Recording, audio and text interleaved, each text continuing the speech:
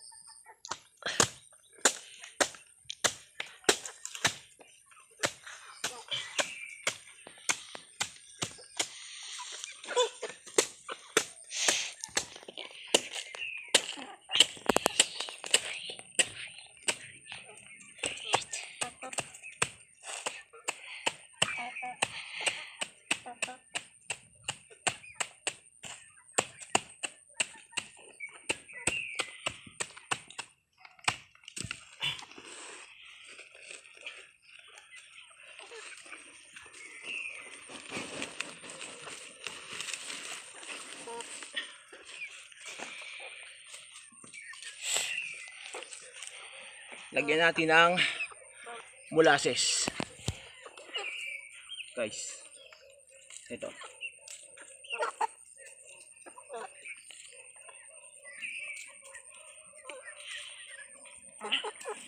Yan. Para lalong sumarap siya. Tapos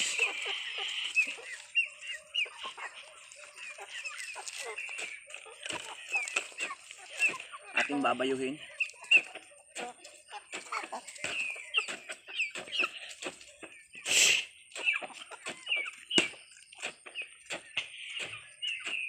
Lapit mo dito. Tutok mo dito.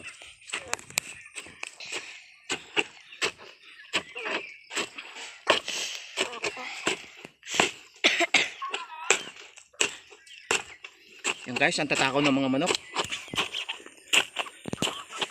Kasi kaya siya matakaw kasi mayroong molasses. Yung matamis yung pulot.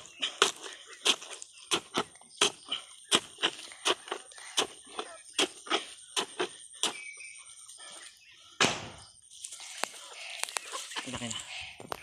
Okay guys.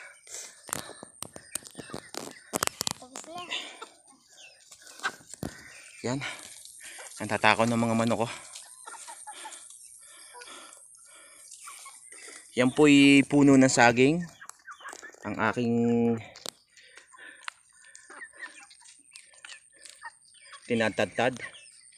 Kasi wala pa akong makina. Kasi yung ibang ginagawa sa Malaysia, mayroon silang makina na talagang pang ano sa ganitong saging. Pang merienda nila sa mga manok. Yan guys. Ito yung area, wala akong gamit na lambat pa dyan sa paligid. Pinag-iingat ko na lang sa bayawak kasi malalaki ang bayawak dyan sa banda na yan. Diyan kasi itong katabi namin ay gubat. Nandyan din kasi yung mga masustansya nilang pagkain, mga anay, mga bulate. Yan guys. Hindi naman sila lumalayo. Basta babantay mo na lang. Kasi madalang pa naman ang bahay dito sa amin. Bali, ang kapitbahay ko dito yung tatay ko lang. Yan guys, yung aking biniling molasses. Nakaka-order naman yan sa online, sa Shopee o Lazada. Yan guys, baka naman. Yan. Tatakaw ng mga manok ko kasi kaya sila matakaw. May molasses. Pinagkakaguluhan nila.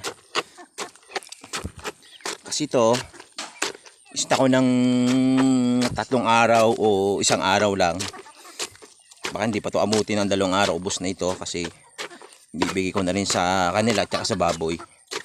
Pinapakain ko rin to sa baboy, pang merienda rin sa mga baboy guys. Yan. Sana po suportahan nyo po ang aking YouTube channel, Katinapay Katipay TV. Yan po, back to you. Salamat, ingat.